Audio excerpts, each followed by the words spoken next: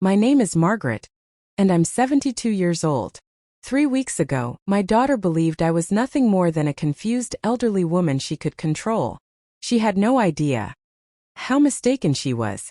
When Claire twisted my wrist because I hesitated to guarantee a $150,000 business loan for her boutique, she assumed the tears and fear would break my resolve. What she didn't understand was that even as I cried and appeared defeated, I was already constructing her reckoning. And when we sat across from that loan officer 2 days later, watching the information appear on his monitor, she went completely still, because in that moment, she realized her mother was not the powerless widow she had imagined. Let me explain how we arrived at this point. I am someone who has mastered the art of invisibility. In the 7 years following my husband Robert's passing, I deliberately created the persona of the struggling widow everyone assumed they saw. My wardrobe consists of faded cardigans and practical shoes. Nothing that draws attention. I move more carefully than physically necessary. My voice wavers just slightly when discussing financial matters. And I always carry my walking stick. Though my knees are perfectly sound, it's theater, carefully rehearsed. My home is unremarkable. My sedan is 12 years old. When neighbors observe me sorting through discount coupons at the grocery store, they exchange sympathetic glances. Poor Margaret. Such a difficult life. Barely getting by on government assistance. Her family should do more. If only they knew the reality. Their assumptions would shatter completely. But this facade of fragility is entirely deliberate. It's a strategy I've refined meticulously. Because I've learned that when people dismiss you as inconsequential, they reveal their true intentions. And those revelations become my advantage. I occupy a modest ranch house in a neighborhood of retired teachers and factory workers. I manage my own affairs with hands that tremble for show, but remain perfectly steady when no one's watching. And when my children visit, I transform into the devoted mother who exists solely for their happiness. I prepare their favorite meals. I offer financial help when they ask. Money I know will never be returned. And I listen with patient nods to their complaints and schemes, all while observing, cataloging, and remembering every detail of their actual motivations. Claire, my youngest daughter, is 32 and has always possessed ambition without the discipline to match it. She married Derek 4 years ago, a 35-year-old marketing consultant who regarded me from our first meeting as an inconvenience blocking their path to prosperity. He's the type who smiles while calculating your net worth, who embraces you while mentally dividing your assets. Throughout these 4 years, I've watched their relationship with me evolve into something calculated. They treat me with that patronizing gentleness reserved for the senile, while simultaneously measuring, evaluating, probing subtly about my financial circumstances. Their visits increased dramatically over recent months, but not from genuine concern. They'd arrive with supermarket flowers and cheap wine, feign interest in my health, and then inevitably, the conversation would drift toward money. "Mom, are you managing okay?" Claire would ask with manufactured worry. "You really should think about what happens when you can't live independently anymore," Derek would add, touching my hand with a tenderness that turned my stomach, because I could see the calculation behind his eyes. I would nod weakly, sigh as though carrying impossible burdens, and murmur reassurances like, "Oh darlings, I don't know how I'd survive without you both." During these months, I perfected my performance. I complained about fictional ailments, mentioned utility bills that supposedly worried me, discussed how impossibly expensive everything had become. I even deliberately left overdue notices visible on my kitchen counter when they visited. I wanted them completely convinced that I was a liability, a deteriorating old woman dependent on their charity. And it worked beautifully.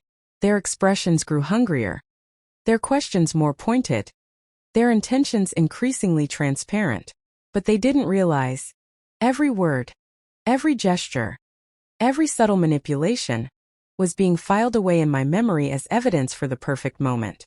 The critical turning point arrived exactly 9 days ago, a Wednesday afternoon I'll remember forever. Claire and Derek appeared at my door with smiles that never touched their eyes, and a leather portfolio they carried like precious cargo. "Mom, we have incredible news," Claire announced in that syrupy tone she uses when requesting something significant. We've found our dream commercial property. They settled onto my worn sofa. The one I've kept specifically to reinforce my image of limited means, and spread glossy photographs across my coffee table. A stunning retail space in the new downtown development. Look at this location, Derek said, passing images one by one as though hypnotizing me. 2,000 square feet. Corner visibility. Premium foot traffic. Perfect for Claire's boutique expansion. Claire nodded enthusiastically, delivering details that sounded rehearsed. And Mom, there's a small office space in the back that would be perfect for you. You could help manage the books. Be involved. Stay active. The way she phrased it, I understood immediately this office would be more like my gilded cage. The place where they'd keep me controlled while they decided what to do with me and my assets. For 30 minutes, I listened to their perfectly synchronized presentation. They discussed lease-to-own arrangements, interest rates, once-in-a-lifetime opportunities that couldn't be missed. It's almost unfair how good this deal is, Claire insisted. Commercial spaces like this typically require $300,000 in backing, but because of some issues with the previous tenant, we can secure it with just $150,000 guarantee. Derek leaned forward. We just need someone with established credit and property equity to co-guarantee the financing. Someone trustworthy, and we immediately thought of you. The trap was so elegantly constructed. I nearly applauded their execution. I pretended to be overwhelmed by the complexity, as any confused elderly woman would be expected to react. I don't know, children, I mumbled with a quavering voice. This guarantee business sounds very serious. What exactly does it entail? Claire moved closer, taking my hands with false tenderness that nauseated me, and explained with that condescending patience used with small children. It means if, and this would never happen, but if we somehow couldn't make the payments, you would technically be responsible. Derek has stable contracts. I'm building a solid client base. We've calculated everything precisely. But what if something goes wrong? I asked, perfectly embodying the anxious old woman. What happens to my house? To my security? Derek and Claire exchanged a quick glance. One of those looks they assumed I missed, but that I caught perfectly. Oh, Mom. Nothing bad will happen, Claire replied with a nervous laugh. Besides, think of it this way. If something terrible and completely unlikely occurred, we'd take complete care of you. You'd never want for anything. It was their elegant way of saying, if things collapsed, they would take everything I have and make me their total dependent. That evening, after they departed with promises to return the following day to help me better understand the documents, I sat in my kitchen with chamomile tea and analyzed every word of our conversation. This wasn't simply a straightforward financial request. It was a far more sophisticated scheme. First, they would make me guarantor for a property that probably required substantially more capital than they claimed. Second, once I signed, they would find ways to deliberately default. Third, when the lenders came for my house to cover the debt, they would position themselves as my saviors, offering to care for me in their new space while claiming everything I'd built over a lifetime. It was actually brilliant, I had to acknowledge, but they had one fundamental problem. They completely misjudged their target. During the next 4 days, while they believed I was considering their generous proposal, I was conducting my own investigation. I called Victoria, my trusted attorney, a sharp 43-year-old woman who handles my most sensitive legal matters and is one of the few people who knows my true financial position. Victoria, I said over the phone, I need you to investigate a commercial property and 2 individuals. I believe they're attempting to defraud me. I also contacted Marcus, a discreet private investigator Victoria had recommended years earlier for another situation. I need surveillance on my daughter and son-in-law. I want to know exactly what they're doing, who they're meeting with, what documents they're handling, and I want complete confidentiality. Within 72 hours, I had a comprehensive file on their scheme. The property existed, yes, but securing it required $220,000 in guarantees, not $150,000. Claire and Derek had arranged with the property owner to pocket the difference. Furthermore, they'd been consulting with a bankruptcy attorney who had explained to them precisely how the foreclosure process works when guarantors default. On Sunday evening, when they returned for the final discussion, I had everything prepared for my own performance. I made them coffee, served homemade cookies, and behaved like the perfect grandmother who had finally reached a decision. "Children," I said with a trembling but determined voice, "I've thought extensively about your proposal. And you're right. You've always been there for me. You've always shown concern."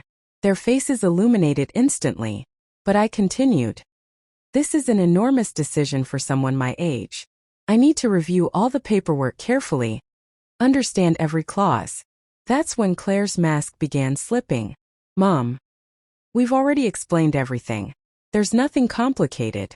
You just need to sign here and here," she said, indicating marked lines on the documents. Her tone was no longer that of a patient daughter. There was urgency, pressure that hadn't existed before. Derek grew visibly anxious.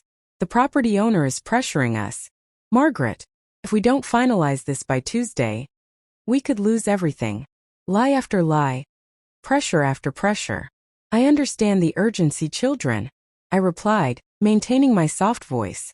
"But I can't read these tiny numbers properly. Let me get my reading glasses." I rose slowly, as any elderly woman would, and walked to my bedroom. But instead of searching for glasses, I took my phone and sent a pre-written message to Victoria. 3 words: "Initiate the plan." When I returned to the living room, they had stopped whispering, but I could see in their expressions that barely concealed impatience that manipulators have when they feel their target slipping away. I settled into my favorite chair, that old rocker that creaks slightly, and began reviewing the papers with exaggerated meticulousness. "Let's see. It states here that the guarantee is for $150,000, I murmured, bringing the documents close to my eyes as though struggling to focus. "But down here there are other figures I don't understand." Claire immediately approached with that forced smile that no longer deceived anyone. "Mom, those are technical banking figures. Taxes and fees. You don't need to worry about those details." But I persisted, perfectly playing the confused old woman. "It's just, I don't understand why it says one amount here and another here.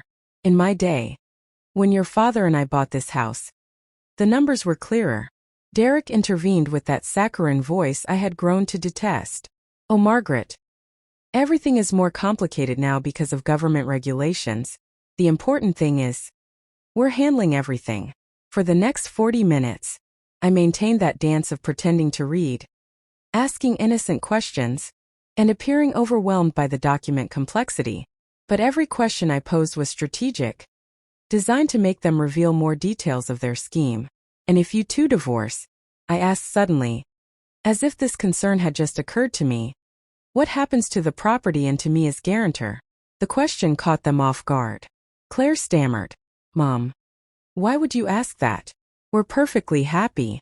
But Derek looked at me with a coldness that confirmed my suspicions. There was no real trust even between them that I kept pressing with seemingly naive, but devastatingly precise questions. "What if one of you loses your clients? What if you become ill? What if there's an economic downturn like we experienced previously?" With each question, their responses became vaguer, more evasive, more desperate. It was like watching amateur actors trying to improvise a script that was disintegrating in their hands.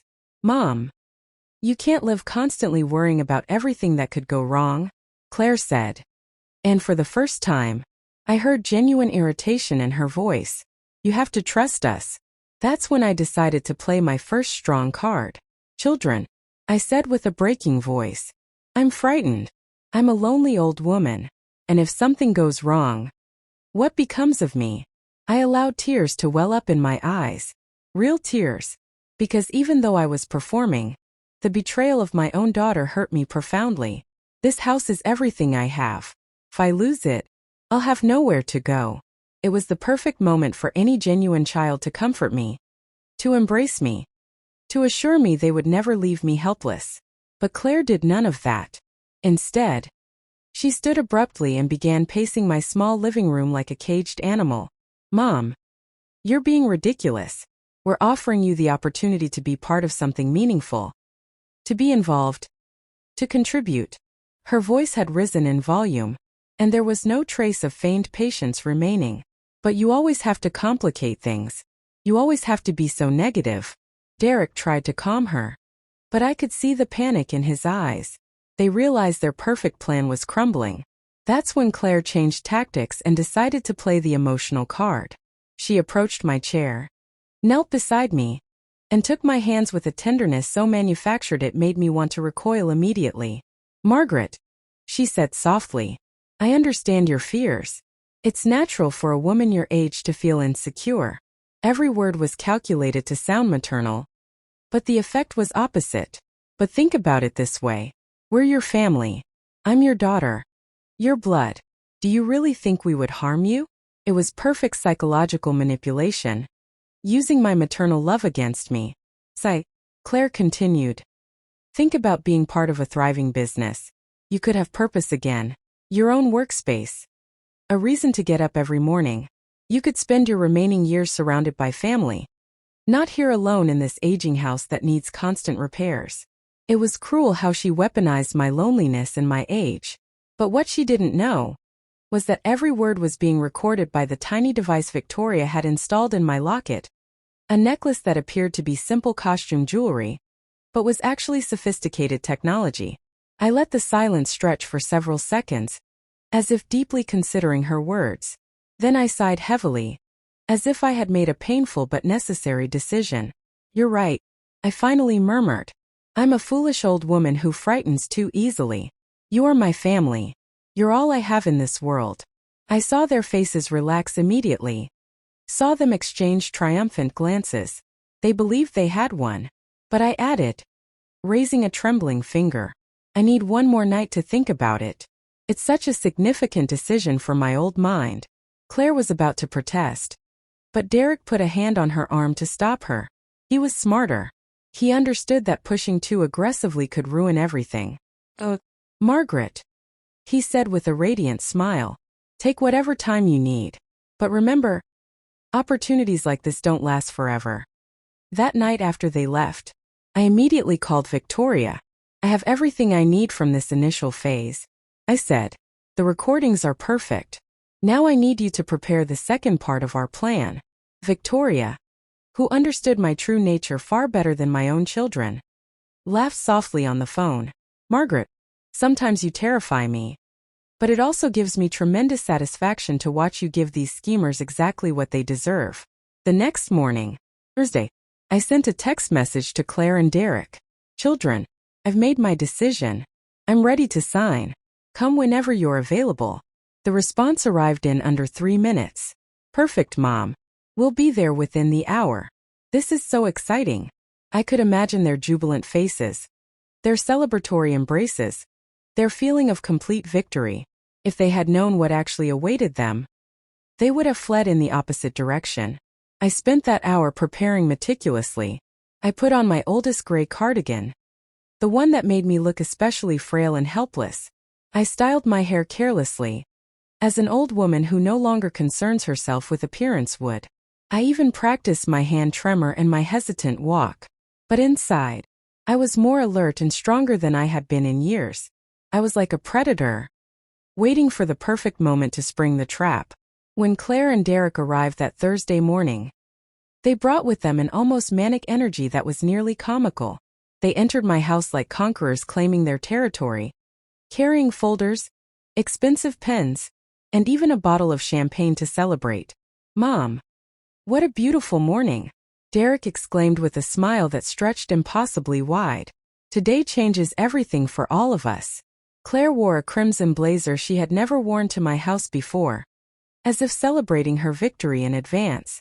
I behaved exactly as they anticipated. The nervous but resigned old woman who had finally made the correct decision. "Oh, children," I said with a trembling voice as I led them to the living room. "I barely slept last night thinking about all of this. But you're right. You understand these modern matters better than I do."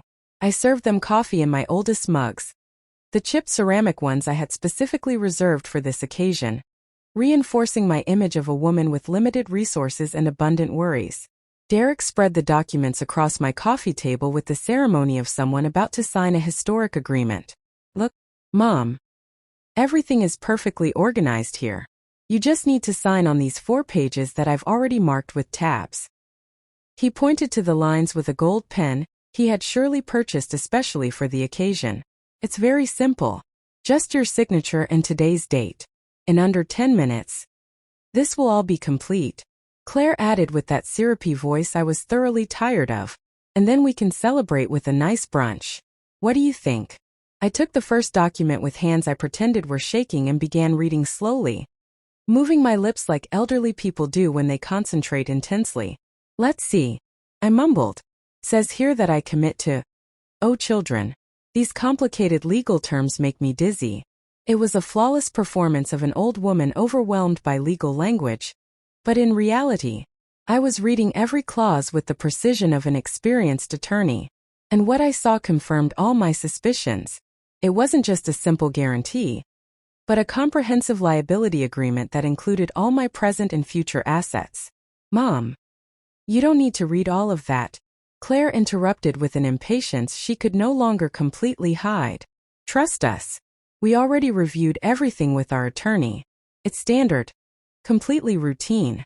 But I continued my charade, pointing to specific paragraphs and asking questions that sounded naive, but were actually devastatingly precise. "It mentions something here about real and personal property. What does that mean exactly? Does it include my personal belongings?" Derek exchanged a nervous glance with Claire before answering. No, Margaret. That's just a legal formality. It only refers to the house. Nothing else." Line number 47. But who was counting anymore? "Besides," he added with a forced laugh, "it won't even be necessary to invoke that clause because we're going to make every payment religiously." Claire nodded vigorously. "Exactly, Mom. It's just paperwork the bank requires. But nothing bad will ever happen." I kept pretending to read for another 15 minutes, making dramatic pauses and worried sighs, until I finally declared, "Well, children, if you say it's acceptable, then it must be acceptable." I took the pen with an exaggeratedly trembling hand and approached the first document.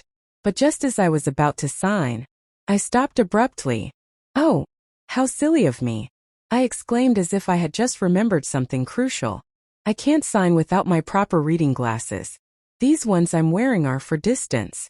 Claire huffed with barely contained frustration. "Mom, you've already reviewed everything. You don't need different glasses to sign your name." But I was already slowly rising from my chair, perfectly playing the part of an old woman obsessed with details. No, daughter.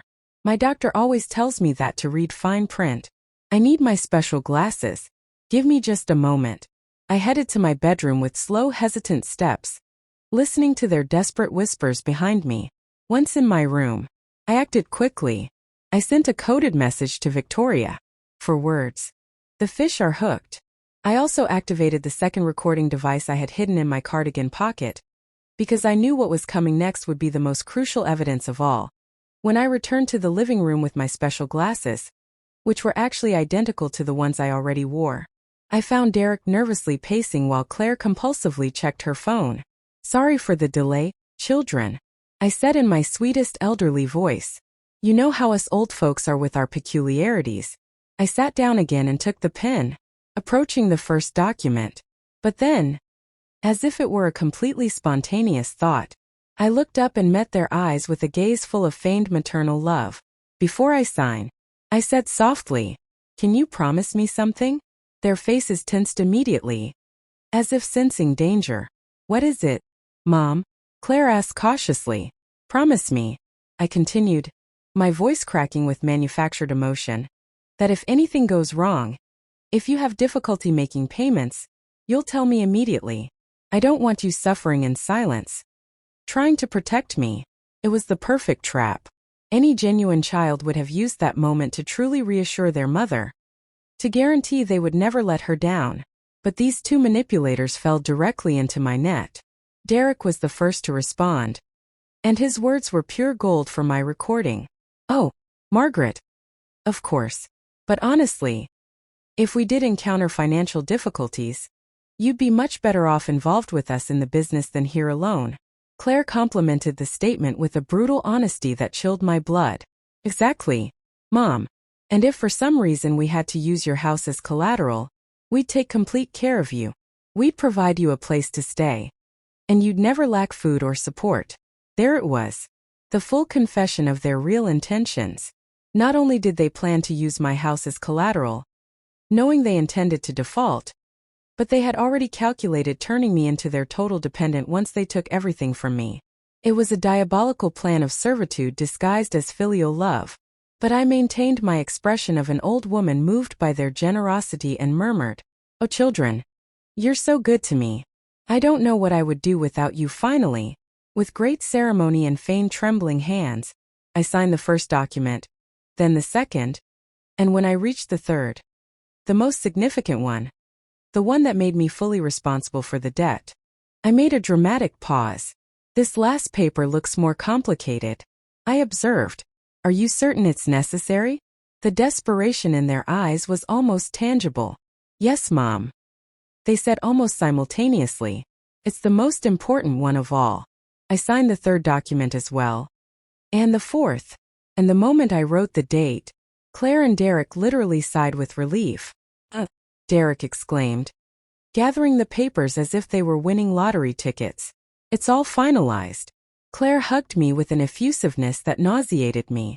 "Margaret, you're the best mother in the world. You don't know the happiness you've given us." They even opened the champagne and poured 3 glasses, toasting to the bright future awaiting us all. For the next 40 minutes, they maintained a euphoric conversation about plans for the boutique, about what my office space would be like, about the family gatherings we were going to have. It was all fabrication, of course, but I let them fantasize while I mentally reviewed every element of my counterattack. When they finally left, carrying the signed documents like trophies of war, I waved goodbye from the door with tears in my eyes and a trembling smile. "God bless you both. I hope everything works out wonderfully." The moment their car disappeared around the corner, my expression changed completely. I went into my house, locked the door, and went straight to the phone. "Victoria," I said when she answered. "It's all complete. I have the signatures, I have the recordings, and I have the confessions of their actual intentions." There was a pause on the other end, and then Victoria laughed with that laugh she reserves for moments of absolute legal triumph. "Margaret, you are a dangerous woman. I feel sympathy for your daughter, but she brought this entirely upon herself." The next 4 days were a masterpiece of patience and strategic planning. While Claire and Derek celebrated their supposed victory, rushing around completing bank paperwork and boasting to their friends about their upcoming business expansion, I moved silently like a spider weaving the perfect web. Every morning, I woke with a sense of power I hadn't experienced in years, knowing that for the first time in a long time, I was in complete control of the entire board. On Monday morning, Victoria came to my house disguised as a county social services worker. She carried an official-looking clipboard, a fake identification badge, and the bored demeanor of someone making routine visits to senior citizens. If anyone had seen her, they would have thought she was just another bureaucrat conducting welfare checks. But in reality, we were refining every detail of my revenge. "The recordings are flawless," she informed me while reviewing the audio on her device. "You have explicit confessions of fraud, emotional manipulation, and premeditated plans to strip you of your assets." Victoria had worked through the weekend preparing a file that would make any prosecutor salivate. "Look at this," she said, showing me high-resolution photographs that Marcus had taken of Claire and Derek meeting with their accomplice attorney. "We have them entering and leaving the law firm 4 times in 3 weeks, always with documents related to property liens and bankruptcy filings." She also had copies of text messages between them that Marcus had legally obtained through contacts at the telecommunications companies. The messages were devastating. They referred to me as the old fool, calculated how long it would take to gain full control, and even discussed plans to sell my belongings once they had access. "But this is just the appetizer," Victoria continued with a smile that sent shivers of satisfaction down my spine. "The real surprise comes tomorrow at the bank." She explained that she had been coordinating with the bank's fraud prevention department, specifically with a manager named Richard, who had been a law school colleague of Victoria's and had an impeccable reputation in the financial industry. "Richard is outraged by the situation," she said. "He claims he's witnessed many cases of financial exploitation against the elderly, but never one so blatantly premeditated as this." On Tuesday afternoon, I received the call I had been anticipating. It was Claire. Her voice attempting to sound casual but unable to conceal her nervousness. "Mom, we need you to come to the bank tomorrow to finalize some paperwork. It's just a formality, but your presence is required for the final approval." I feigned appropriate confusion. "More paperwork? Dear? I thought we completed everything on Thursday." Her response was evasive.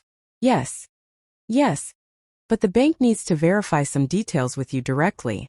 It's standard protocol for guarantors." I could hear Derek in the background whispering instructions I couldn't quite distinguish. That night I couldn't sleep.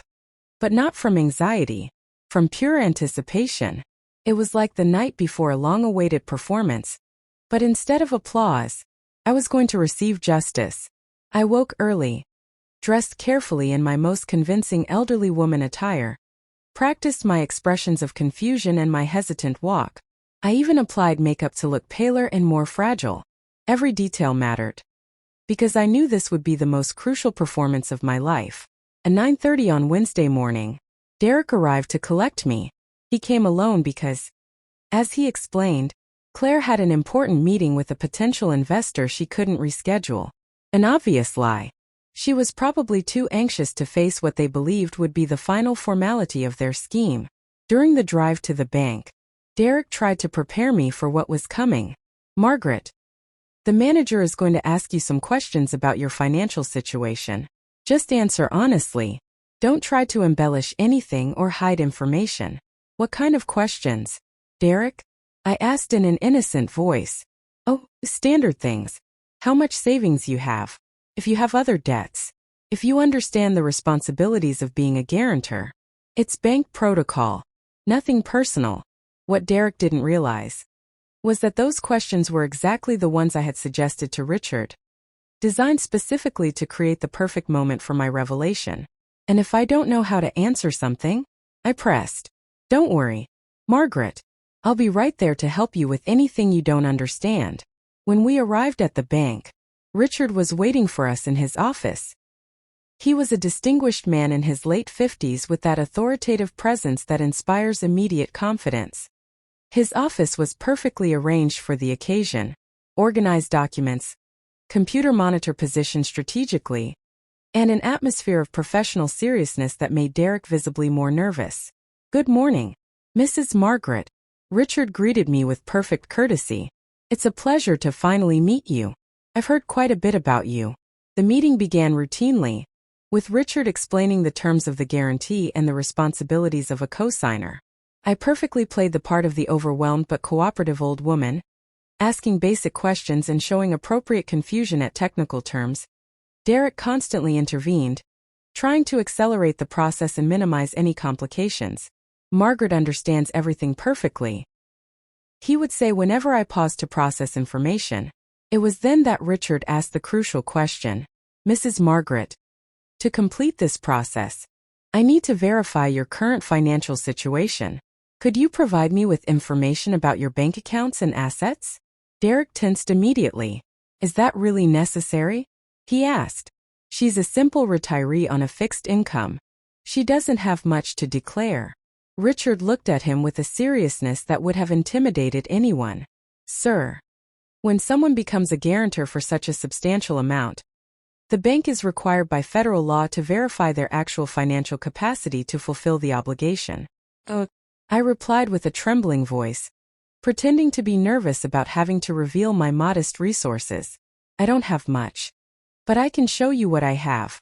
I took a faded passbook savings account from my purse, the same one I had used for years to maintain my charade of poverty. "This is my primary account," I said, handing it to Richard with hands I feigned were shaking. "Everything I have is recorded there." Richard took the passbook and opened it ceremoniously. For several seconds that felt like an eternity, he studied the numbers in silence. Then he looked up at his computer and began typing. Derek leaned forward, trying to see the numbers, but from his angle he couldn't discern anything clearly. Interesting, Richard murmured after a few moments. Mrs. Margaret, are you absolutely certain this is your only bank account? I replied with perfect innocence. Why? Is there a problem? Richard looked at me over his reading glasses with an expression that mixed professional surprise with something that resembled admiration. I need to verify your current financial situation. Could you provide me with information about your bank accounts and assets? Derek tensed immediately. Is that really necessary? He asked. She's a simple retiree on a fixed income. She doesn't have much to declare. Richard looked at him with a seriousness that would have intimidated anyone. When someone becomes a guarantor for such a substantial amount, the bank is required by federal law to verify their actual financial capacity to fulfill the obligation. I replied with a trembling voice, pretending to be nervous about having to reveal my modest resources. I don't have much, but I can show you what I have. I took a faded passbook savings account from my purse, the same one I had used for years to maintain my charade of poverty. This is my primary account, I said, handing it to Richard with hands I feigned were shaking. Everything I have is recorded there. Richard took the passbook and opened it ceremoniously. For several seconds that felt like an eternity, he studied the numbers in silence. Then he looked up at his computer and began typing. Derek leaned forward, trying to see the numbers, but from his angle he couldn't discern anything clearly. Interesting, Richard murmured after a few moments. Mrs. Margaret, are you absolutely certain this is your only bank account? I replied with perfect innocence. Why? Is there a problem? Richard looked at me over his reading glasses with an expression that mixed professional surprise with something that resembled admiration. There's no problem. In fact, it's quite the opposite. He turned his computer monitor and swiveled the screen so both Derek and I could see it clearly. According to our comprehensive financial background check, you have accounts at 4 different banks with a combined total balance of approximately $3.2 million. The silence that followed was deafening. Derek was completely paralyzed, his mouth agape, his eyes fixed on the screen as if he were witnessing something impossible. The numbers were there, clear and indisputable. Account after account, investment after investment. A fortune he had never imagined existed. Furthermore, Richard continued, clearly savoring the moment, you have investment properties in 3 different states, a diversified portfolio of stocks and municipal bonds, and a trust established 7 years ago that generates passive income of approximately $18,000 monthly. Derek stammered. Margaret, you always said you lived on a modest pension.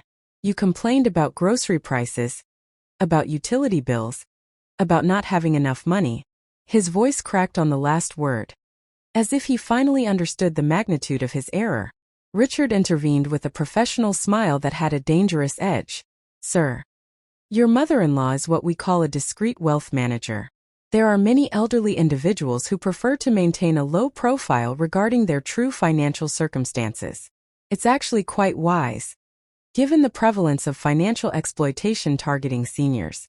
I maintained my expression of a confused old woman, as if I didn't understand why everyone seemed so shocked. Have I done something wrong? I asked in a small voice. It's just, my late husband always told me it was better not to advertise the money one has. He said it invites problems. Richard nodded sympathetically. Your husband was a very wise man, Mrs. Margaret. Financial discretion is a virtue that few practice today, especially in an age of social media and constant comparison. The expression on Derek's face was an epic poem of shock, disbelief, and growing horror. His eyes darted frantically from the computer screen to my face, trying to process information he had just received as if it were written in an alien language. Margaret, he finally whispered in a voice that sounded like it came from beyond the grave. You knew about all this money all along. I maintained my innocent old woman act to perfection. Oh, of course I knew, Derek. But your father-in-law always told me that you don't discuss financial matters in public. It's considered impolite and dangerous. Richard, who was obviously relishing every second of this revelation, continued reading from his screen with the meticulousness of a forensic accountant. I also see here that you have certificates of deposit worth $600,000 maturing next year. And an international investment account that, well, I'd rather not mention the specific numbers for privacy reasons, but let's just say it's substantial. Every word was like a hammer blow to Derek's head, who had gone from total euphoria to absolute desperation in a matter of minutes. But then, Derek managed to articulate after several failed attempts. Why did you live as if you had nothing? Why did you complain about expenses? Why did you ask to borrow money for house repairs? His voice had risen an octave, like an adolescent confronting parents over a perceived injustice. It was pathetic to witness, but also extraordinarily satisfying. Oh my dear, I replied with that infinite patience reserved for confused children. It's because my husband taught me that the best way to know people is to observe how they behave when they believe you have nothing to offer them. The blow was devastating and precise. I saw full comprehension of what I had been doing for years finally penetrate his consciousness. It wasn't just that I had money, it was that I had been testing him, evaluating his character, measuring genuine concern versus manipulation, and he had failed spectacularly on every test. For these past several years, I continued in a soft but relentless voice, I have been waiting for my children to visit me simply because they love me, not because they need something from me. I've been waiting for genuine affection, not calculated strategy. Richard, who had been perfectly briefed by Victoria on the exact timing of each revelation, chose that moment to introduce the next element of our strategy. Mr. Derek, he said in a professional tone, but with an unmistakable subtext of reproach, given your mother-in-law's actual financial circumstances, I must ask, are you absolutely certain you want to proceed with this guarantee arrangement? The question sounded innocent, but it was loaded with implications. If Derek had any emotional intelligence, this was the perfect moment to back down, apologize, and try to salvage something of his relationship with me. But Derek had no emotional intelligence. Instead, he had pure desperation and entitlement. Of course we want to proceed, he replied with an aggressiveness that surprised even Richard. Margaret has already signed all the paperwork. She has agreed to be the guarantor. His voice had taken on a defensive and slightly threatening tone, as if Richard were the enemy standing between him and his prize. Besides, if she has so much money, then there's actually no risk for anyone, right? It was the perfect response for my purposes. Instead of showing remorse for attempting to exploit me, or gratitude for discovering his mother-in-law was not the destitute old woman he believed, Derek had chosen to double down. He had publicly confirmed in front of an official witness that he knew exactly what he was doing and had no intention of stopping. You're at I said with a smile that he interpreted as maternal submission, but was actually pure predatory satisfaction. There's no risk for anyone at all. Richard then proceeded with the most delicious part of the entire plan. Very well. Then let's complete the process, he announced, pulling a new folder from his desk drawer. Mr. Derek, I need you to sign these additional documents for our fraud prevention protocols. Derek, still reeling from the revelation about my fortune, took the papers without reading them carefully. If he had been smarter, he would have noticed that among the documents were sworn affidavits about his intentions, liability waivers, and most importantly, authorizations for the bank to record all our conversations as part of its elder protection program. What are these papers? He asked distractedly as he signed page after page. Standard bank protocol. Richard replied with the authority of someone who has processed thousands of similar transactions. Declarations of good faith, confirmations that you understand the guarantee terms, authorizations for additional background verification, routine fraud prevention measures. Every signature Derek placed on those documents was another nail in his own legal coffin, but he was too overwhelmed by confusion and greed to realize it. When we finished with the paperwork, Richard escorted us to the door of his office with perfect professional courtesy. Mrs. Margaret, he said, taking my hand in his with respect that was completely genuine, it has been a true honor to meet you. Your husband must have been a remarkably intelligent man to have taught you so much about finance and discretion. Then he turned to Derek with an expression that had subtly transformed. I sincerely hope you appreciate the blessing you have in such an exceptional mother-in-law. During the drive back to my house, Derek operated the vehicle in a silence that was almost physical in its intensity. I could see the wheels turning in his head, trying to process not only the information about my fortune, but also the implications of what had just transpired. Finally, when we were 3 blocks from my house, he exploded. "Margaret, I can't believe you deceived me all these years. I thought you were struggling financially. I was genuinely worried about you." "You were worried about me?"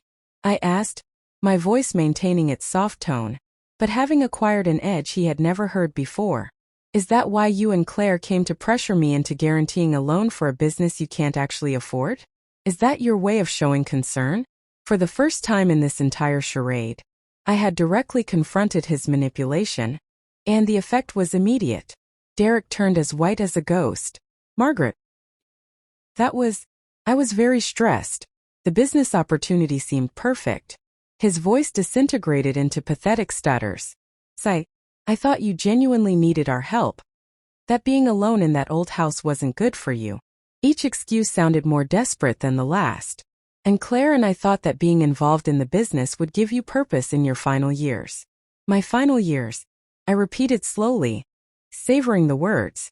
"You've already decided for me how much time I have remaining." The car stopped in front of my house, but neither of us made a move to exit. I continued. "And for the first time in years, I used his full name instead of dear or son. Do you genuinely think I didn't notice that your visits increased when Claire's boutique started struggling? Do you think I didn't notice that you both started asking questions about my will and my properties?" The confrontation I had been avoiding for months was finally happening. But now I held all the cards. "Do you think I'm so foolish as to not realize that you two were planning something when you started discussing commercial properties, loans, and the convenience of me being involved with you?" Derek opened his mouth to protest, but I continued relentlessly. "And did you really think that a woman who managed to build a fortune of over $3 million wouldn't notice when her own children tried to exploit her?" The silence that followed was so thick you could slice it with a knife. Finally, Derek found his voice. But when he spoke, he sounded like a child caught in a serious lie. "Margaret, we never wanted to exploit you. We just thought it would be better for everyone if—" "What, Derek?" I interrupted him. "If you claimed my house? If you turned me into your dependent? If you took away my independence and my dignity so that you could expand a business you haven't earned?" The truth was finally on the table. Raw and unadorned, Derek completely collapsed, resting his head on the steering wheel like a defeated man. I didn't know what else to do. He mumbled, "Claire and I have so many debts, so many financial problems. I thought, if you had that house and if something happened, we could care for you and take everything I have." I finished the sentence for him. "I understand perfectly what you thought." I exited the car with the serene dignity of someone who has just witnessed a confession of betrayal. Derek remained seated, gripping the steering wheel as if it were the only thing keeping him anchored to reality. "Margaret, wait!" he shouted as I headed for my front door. "We need to discuss this. We need to repair things." I stopped without turning to look at him and replied with a voice colder than winter frost. "There's nothing left to repair. Derek, you and Claire made your choice when you decided your mother was an obstacle to be removed instead of a person to be cherished." I entered my house and closed the door, but not with the dramatic slam he expected. It was a definitive closure, like the sound of a vault being sealed permanently. From my window, I watched him remain there for almost 15 minutes, probably waiting for me to emerge and comfort him, to forgive him, to behave like the devoted mother I had always been.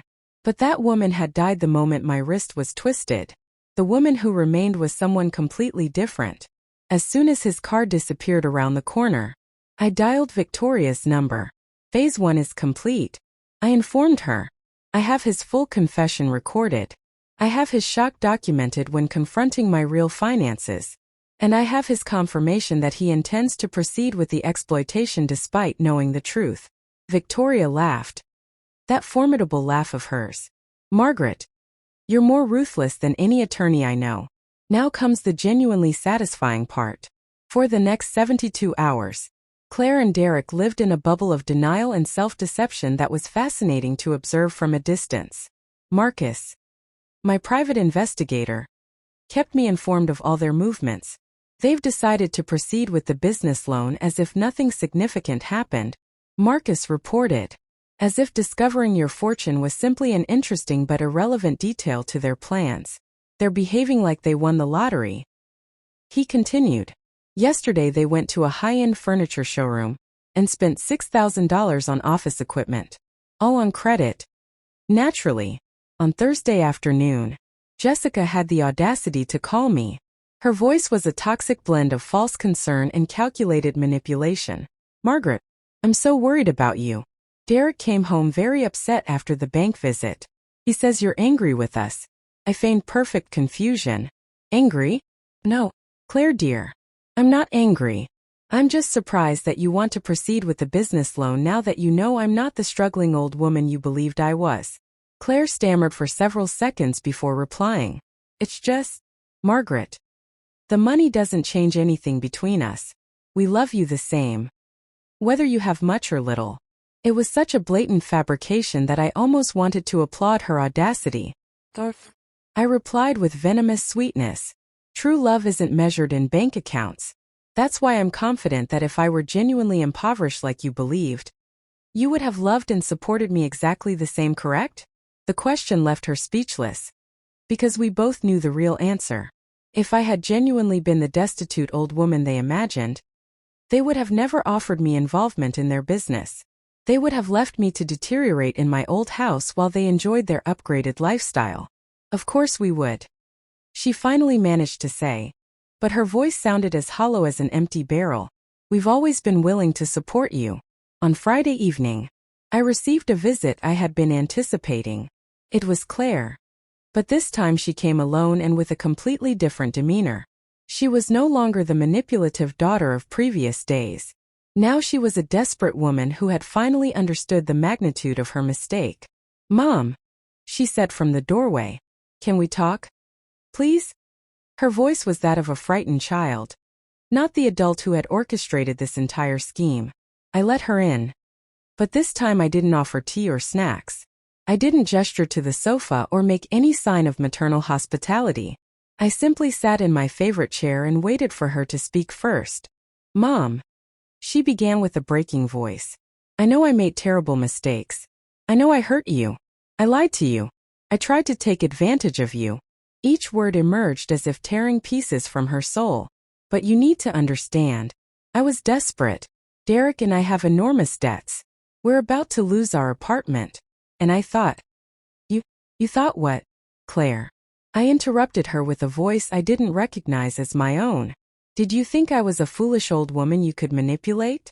Did you think that after you twisted my wrist I'd be so frightened I'd sign anything?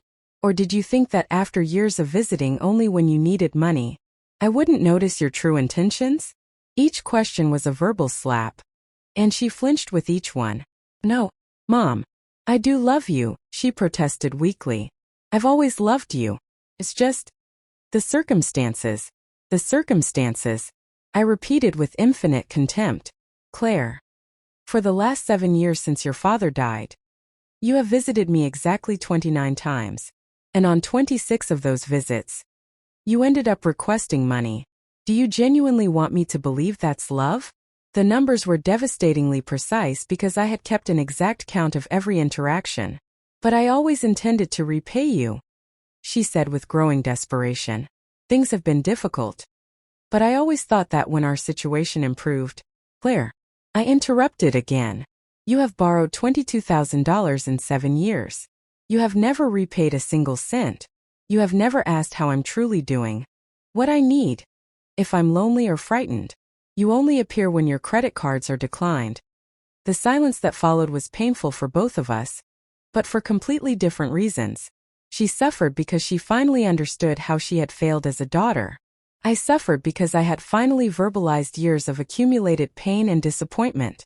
What do you want me to do? She finally asked with a broken voice. How can I fix this? It was the question I had been waiting for. Because her answer would determine if there was any microscopic possibility of redemption for her. I want you, I said slowly, to cancel the business loan application immediately. Her face fell as if I had asked her to sever her own arm. I want you to tell Derek the truth about what you were genuinely planning to do to me. She turned even paler if that was possible.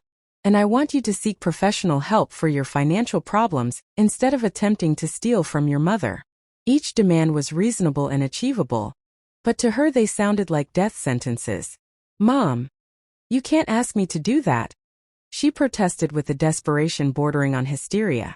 We've already signed preliminary contracts. We've made commitments. Derek has already told his business partners about the expansion. If we cancel now, we lose the entire deposit. We lose the opportunity. We lose everything. And Derek. She stopped abruptly, realizing what she had just revealed. She wasn't worried about hurting me. She was worried about disappointing Derek and destroying their public image. I said with a smile that must have been more frightening than any scream. I see. Your real concern isn't that you betrayed me. Your real concern is that Derek will realize you're not the successful woman he thought he married. It was the final blow. The revelation that even in her moment of supposed contrition, she was still fundamentally selfish. Claire stood abruptly from her chair. And for a terrible moment, I thought she was going to become violent as she had weeks before. But instead she headed for the door with the unsteady steps of someone intoxicated. This isn't finished. Mom, she muttered without looking at me. You signed those documents. You are the official guarantor on our loan. If we can't pay, the bank will pursue you, and then you're going to need our help. It was a direct threat. The final confirmation that there was no genuine repentance, only resentment for being caught. You're right, Claire, I replied with a calm that surprised even me. This isn't finished. But it's not going to end the way you anticipate. When the door closed behind her, I sat in the darkness of my living room, feeling a strange mixture of profound sadness and fierce satisfaction. The maternal part of me mourned the daughter I had lost forever. But the warrior part of me prepared for the final confrontation. On Monday morning at exactly 8:30, my phone rang with the punctuality of a Swiss timepiece. It was Victoria, and her voice had that electric quality it acquires when she's about to unleash a legal storm of epic proportions. Margaret, she said without preamble, it's time to demonstrate to your daughter what it genuinely means to confront a woman who understands power. Her tone was not that of an attorney speaking to her client. It was that of a general coordinating the final assault. Over the weekend, while Claire and Derek prematurely celebrated what they believed was their definitive victory, Victoria and her team had worked like architects building a case that would be studied in legal circles for years. We have everything, she informed me with evident satisfaction. The audio recordings of their confessions, Marcus's photographs documenting their meetings with accomplices, copies of all the fraudulent documents, witness testimonies, and even medical records of your wrist injury confirming the physical assault. But the piece de resistance of our legal arsenal was something not even Claire could have imagined in her worst nightmares. Remember I mentioned there was something more? Victoria continued with an audible smile in her voice. It turns out the commercial property they're attempting to secure has a complicated legal history. The owner doesn't have clear title to the property. There are 3 pending lawsuits related to zoning violations. And the most beautiful part of all, the actual market value isn't $150,000 or $220,000. It's $95,000. The information landed like a nuclear explosion on my understanding of the entire scheme. Not only were Claire and Derek trying to exploit me, but they were also being exploited by the seller and probably by their own attorney. It was a chain of deception where each link thought they were taking advantage of the next, not realizing they would all end up destroyed. This means, I calculated quickly, that they're going to overpay by $125,000 for a property that is legally problematic to own. Exactly, Victoria confirmed. And since you're the guarantor, you would technically be responsible not only for the fraudulent loan amount, but also for all the legal claims associated with the property. It's a financial catastrophe that could easily cost $700,000 or more in the long term. It was the perfect plan to completely devastate any victim. Not only would they lose their current residence as collateral, but they would be indebted for life with endless legal complications. On Tuesday morning, I initiated the final phase of my revenge. I called Claire with the sweetest, most maternal voice I could produce. Daughter, I've been thinking extensively about everything we discussed. I think you're right about some things. I could hear her surprise and renewed hope through the phone. Really? Mom? You've changed your mind? Her voice was that of a child who has just been forgiven after serious misbehavior. Yes, my love. I continued with my final master performance. I've decided that instead of guaranteeing your loan, I'm going to purchase the commercial property for you directly with cash. The silence on the other end of the line was so complete that for a moment I thought the connection had been lost. Finally, I heard her ragged breathing. What? What did you say? Mom, you heard me correctly, daughter. I'm going to pay the full $150,000 so you can have your business space without any bank debt. The euphoria in her voice was almost comical. Mom, you're incredible. You're the best mother in the world. I can't believe you're going to do this for us. It was pathetic how her suddenly renewed affection appeared the exact moment she thought she was going to receive a free fortune. But there's one condition, I added. And her tone immediately shifted to caution. What kind of condition? I want us all to meet at the bank tomorrow to make the official transfer. Her, Richard the manager, and me. A complete family ceremony. On Wednesday at 10 o'clock in the morning, we assembled in Richard's office as if for a family celebration. Claire and Derek arrived dressed as if attending a gala event. She in a vibrant emerald dress that screamed new prosperity, and he in a suit he had probably purchased that morning on credit. Both had that poorly concealed expression of triumph that schemers have when they believe they have finally executed their master stroke. Margaret, Claire exclaimed, embracing me with an effusiveness that made me want to recoil. I can't believe how generous you are. You're the best mother in the world. Derek kissed my forehead with a tenderness that had been absent for years. Mom, this means everything to us. It means we can build a real business, create something meaningful, be truly successful. Every word was a fabrication wrapped in emotional manipulation, but I let them perform it to the end. Richard, who had been perfectly instructed on his role in the final drama, received us with the solemnity appropriate for the occasion. Mrs. Margaret, he announced ceremoniously, it's truly beautiful to witness a mother support her family in this way. We don't see such an extraordinary act of generosity often. Then he turned to Claire and Derek. You are very fortunate to have such a mother. Before we proceed with the transfer, I said with a voice trembling with feigned emotion, I want to say a few words. The three of them settled into their chairs like an audience awaiting an inspirational speech. For these past several years, I have been observing, learning, evaluating. As a mother, you always hope for the best from your children, but you must also be prepared for the worst. Claire and Derek nodded sympathetically, thinking this was about general maternal wisdom. Claire, I continued, looking her directly in the eyes, do you remember when you twisted my wrist because I hesitated to guarantee your loan? Her face turned white as chalk. Derek looked at her in genuine shock. Apparently, she had never told him about her episode of physical coercion. Do you remember when you both told me that if anything went wrong with the loan, I would be better off living as your dependent while you claimed my house? Now Derek was also turning pale. Richard, playing his part perfectly, frowned with professional concern. Excuse me, there was physical violence involved in this transaction? His tone had changed completely from ceremonial to alarmed. Mrs. Claire, is it true that you physically assaulted your mother to pressure her into being a guarantor? The question hung in the air like a sword suspended over Claire's head. No, it wasn't like that. Claire stammered desperately. It was an accident. We were arguing but Richard was already taking official notes. And Derek was looking at her as if seeing her for the first time. Mrs. Margaret, Richard continued with growing authority. Do you have medical documentation of this injury? I retrieved from my purse the x-rays and the medical report that Victoria had advised me to obtain. I replied with deadly calm. At that moment, as if choreographed by the universe itself, the office door opened and two uniformed police officers entered, followed by Victoria in her most impressive suit and a man I didn't recognize, but who was obviously someone significant. Good morning, Victoria announced with the authority of a prosecutor. I am Mrs. Margaret's attorney, and these officers have arrest warrants for financial fraud, elder abuse, and conspiracy to commit theft. The silence that followed was so perfect you could hear the hum of the air conditioning system. Claire and Derek were completely frozen, like animals caught in the glare of headlights. Claire Miller and Derek Miller.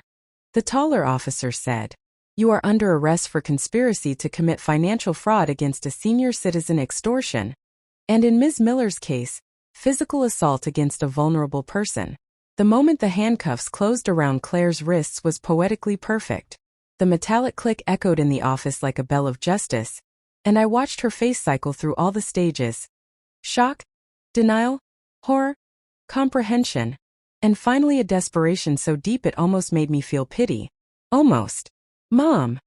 she yelled as the officers pulled her from her chair. "This is a misunderstanding. You can't do this. I'm your daughter." Her voice broke on the last word, as if she finally understood that argument no longer held any power over me. Derek, for his part, had descended into a kind of hysterical breakdown that would have been comical if it weren't so pathetic. "This can't be happening," he shrieked while struggling uselessly with the second officer. "Margaret, you're insane. We were only trying to help you build something meaningful. Claire would never hurt you." Every word he screamed only worsened their legal situation, providing additional evidence of their complicity in the plan. Victoria approached me with that smile of professional satisfaction that appears when a perfect case reaches its perfect conclusion. "Margaret," she murmured in my ear as we watched the two schemers being led away.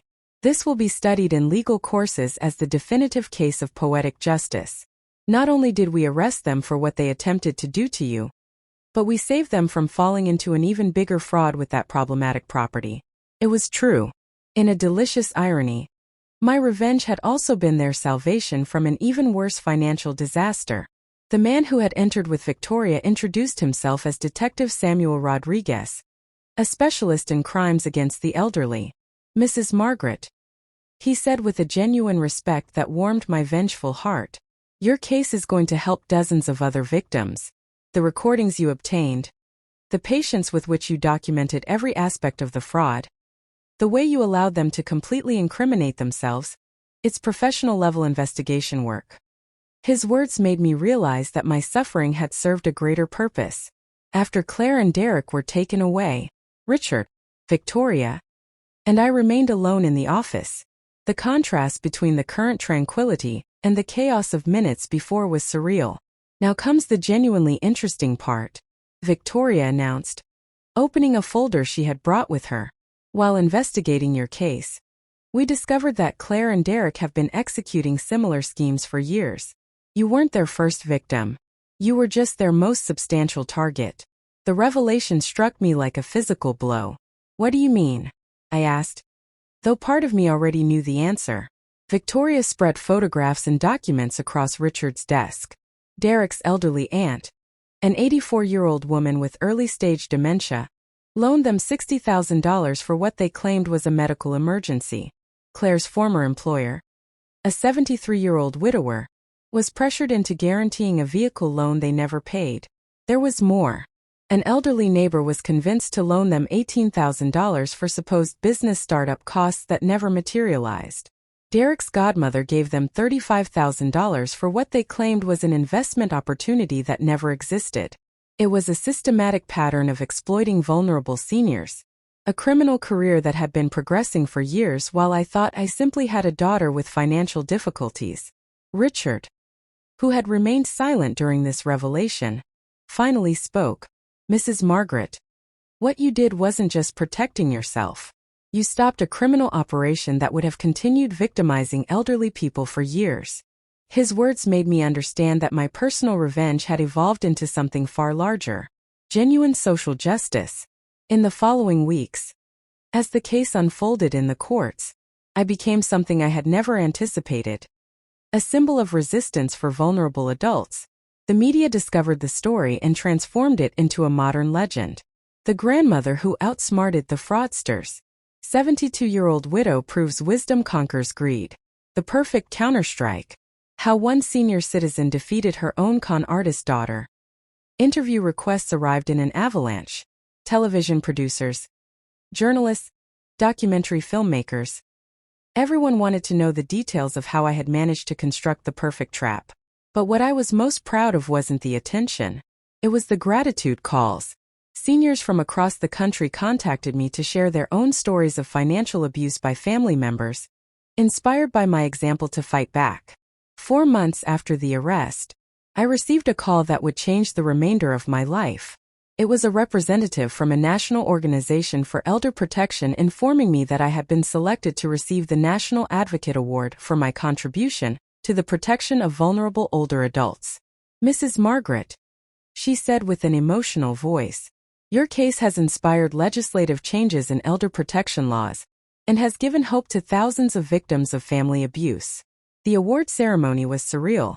There I was, a 72-year-old widow who a year earlier had been pretending poverty in a modest house, standing at a podium in the state capitol receiving recognition from the governor himself. My speech was simple but powerful. Never underestimate the power of a woman who has decided she will no longer be a victim. Age is not weakness. It is experience. And experience, well used, is the most powerful weapon there is. But the real satisfaction came 7 months later when Victoria informed me of the final sentences. Claire received 4 years in prison for fraud, extortion, and assault on a senior citizen. Derek received 3.5 years for complicity and conspiracy. Both were left with permanent criminal records that would make it impossible for them to ever work in any industry involving financial management or care of vulnerable individuals. More importantly, the judge ordered that all the money they had fraudulently obtained from their previous victims be returned with interest from my own funds, which I voluntarily donated. Derek's elderly aunt with dementia received her $60,000 back, plus an additional $30,000 for her medical care. Claire's former employer not only recovered his money, but received enough compensation to pay off his mortgage completely. With the remaining money from my fortune, I established the Margaret Foundation for Elder Protection, the first organization in the state dedicated specifically to investigating, preventing, and legally pursuing family financial abuse.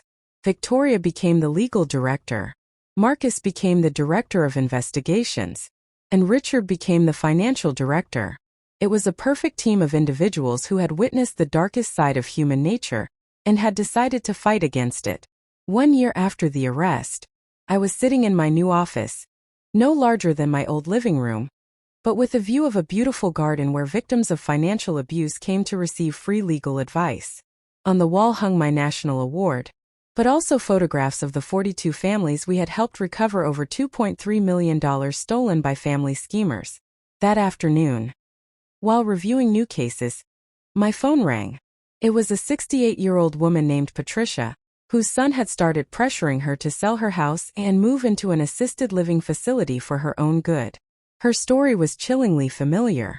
Visits that increased when he had financial problems, questions about her will, comments about how expensive her house was to maintain, suggestions that she was becoming too confused to manage her own affairs.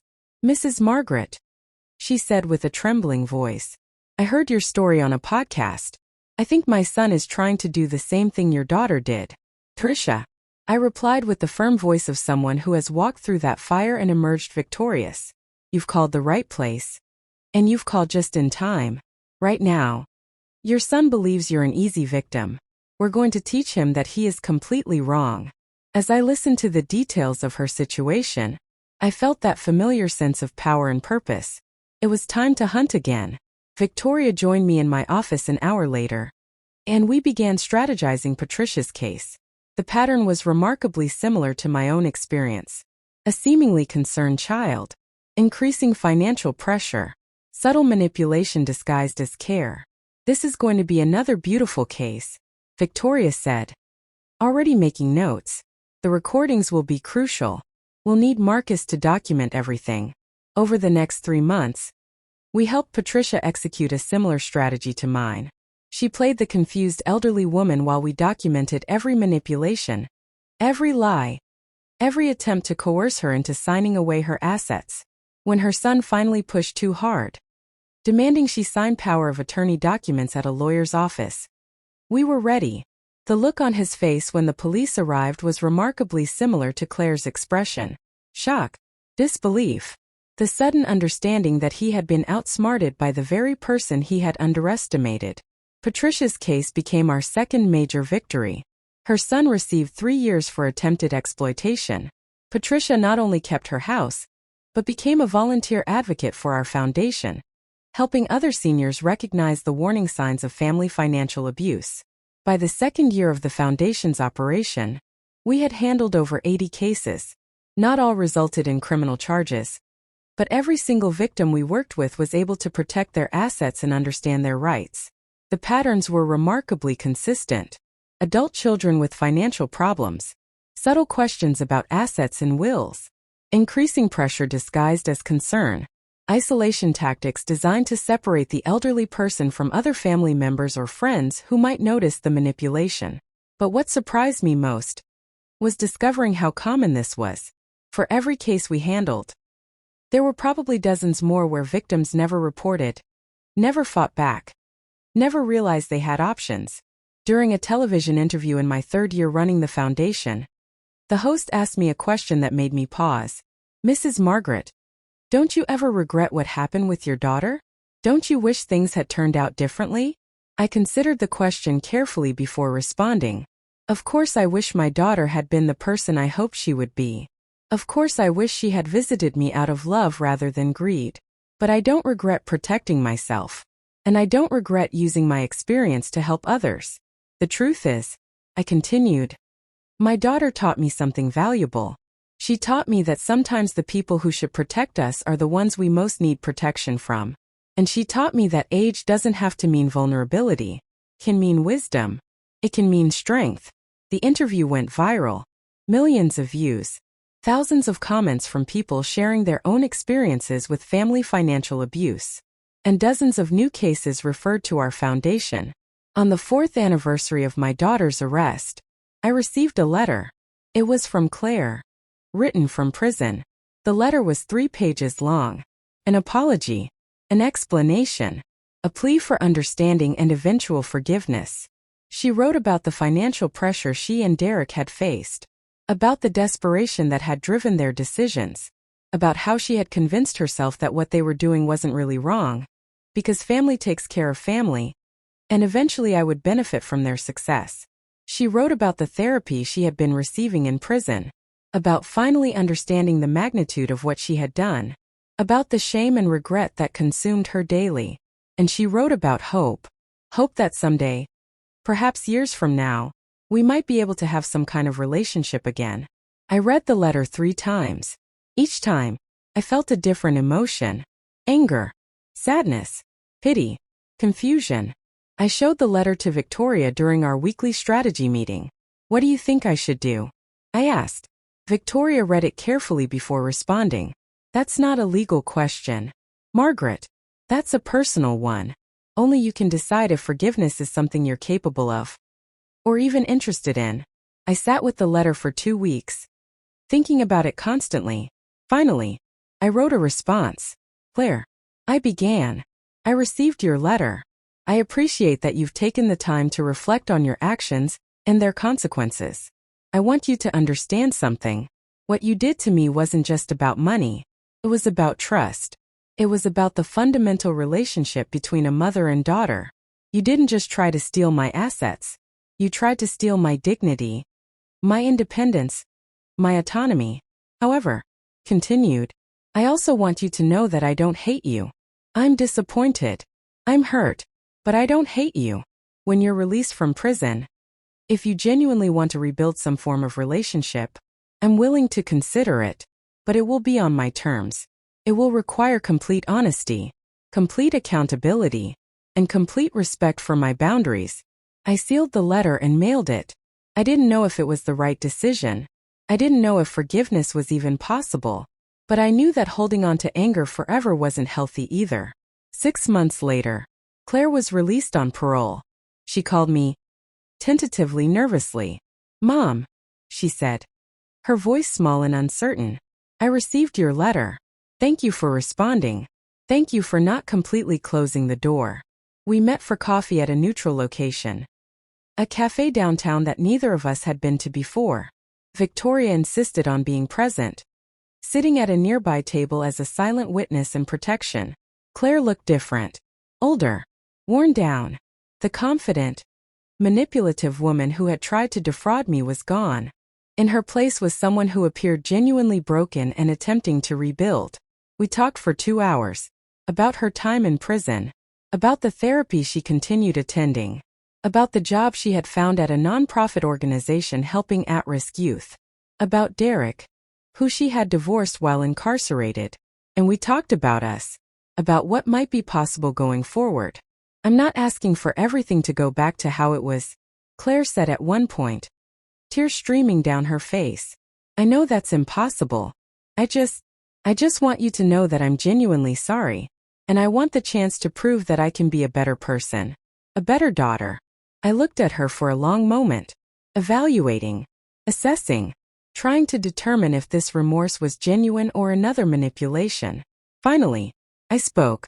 Claire, I'm willing to give you a chance, but understand this clearly. If you ever betray my trust again, there will be no third opportunity. This is it. She nodded vigorously. I understand. I absolutely understand. We agreed to meet once a month. Coffee. Neutral locations. Gradual rebuilding of trust. No financial discussions. No requests for help. Just conversation. Getting to know each other again. It's been 2 years since that first coffee meeting. Claire has kept every promise. She attends her therapy. She works at her nonprofit job. She calls weekly to check on me. Never asking for anything. Just genuinely wanting to know how I'm doing. Last month, she volunteered at the foundation, helping other families understand the warning signs of financial abuse. Sharing her own story as a cautionary tale. Watching her speak to a room full of seniors about her mistakes, about the manipulation tactics she used, about the rationalization she created, I felt something I hadn't felt in years. Pride. Not pride in what she had done, but pride in what she was becoming. Pride in her willingness to face her mistakes publicly. Pride in her genuine effort to make amends. The foundation continues to grow. We now have satellite offices in 3 cities. We've helped over 200 families. We've successfully prosecuted 37 cases of elder financial abuse. But more than the numbers, what matters to me is the stories. The elderly man who called to thank us for helping him keep his farm after his nephew tried to force him into bankruptcy. The grandmother who now has a restraining order against her grandson, who had been systematically stealing her Social Security checks. The widower who discovered his daughter had forged his signature on reverse mortgage documents and was able to stop the foreclosure. Each victory feels personal. Each protected senior feels like vindication. On the 5th anniversary of the foundation, we held a gala fundraiser. 200 people attended. Victims we had helped. Attorneys who had worked with us. Law enforcement officers who had investigated our cases. Politicians who had supported elder protection legislation. And Claire was there, working the registration table, greeting guests, telling her story to anyone who would listen. At one point during the evening, she approached me quietly. Mom, she said, can I say something during your speech? Just for a minute? I hesitated, then nodded. When I took the stage to give my annual address, I invited Claire to join me. She stood at the podium, visibly nervous, and spoke to the crowd. My name is Claire. And 5 years ago, I tried to defraud my own mother. She paused, letting the words sink in. I tried to steal her house. I physically hurt her when she resisted. I manipulated her. I lied to her. I betrayed every principle of family and love. The room was completely silent. And my mother, she continued, her voice breaking, could have simply pressed charges and never spoken to me again. Instead, after she held me accountable, after I served my time, she gave me a second chance. Not because I deserved it, but because she believed people can change. Claire looked at me, tears streaming down her face. So tonight, I want to say publicly what I've said to her privately dozens of times. I'm sorry. I'm grateful. And I will spend the rest of my life trying to be worthy of the chance she gave me. The applause that followed was thunderous. After the gala, as we were leaving, Claire hugged me. A real hug. Not the manipulative embraces of years past, but a genuine expression of love and gratitude. Thank you, Mom, she whispered, for everything. You're welcome, I replied, and I meant it. As I drove home that night, I reflected on the journey, from the moment Claire twisted my wrist, to the elaborate trap I set, to the arrest, to the foundation, to this tentative reconciliation. It hadn't been the path I would have chosen, but perhaps it was the path I needed, because ultimately, this story isn't just about revenge. It's about justice. It's about protecting the vulnerable. It's about refusing to be a victim. It's about the power of wisdom and strategy over physical strength. And perhaps, just perhaps, it's also about redemption, not just for Claire, but for all of us who have made mistakes, who have hurt people we love, who have chosen selfishness over compassion. The foundation continues its work. Every day, we receive new calls from seniors who suspect their children or grandchildren are exploiting them. Every day, we help someone protect their assets, their dignity, their autonomy. And every day, I'm reminded that age is not weakness. Experience is power. And sometimes, the quiet old woman sitting in the corner, the one everyone underestimates, is actually the most dangerous person in the room. Never forget that. Some lessons are learned the hard way.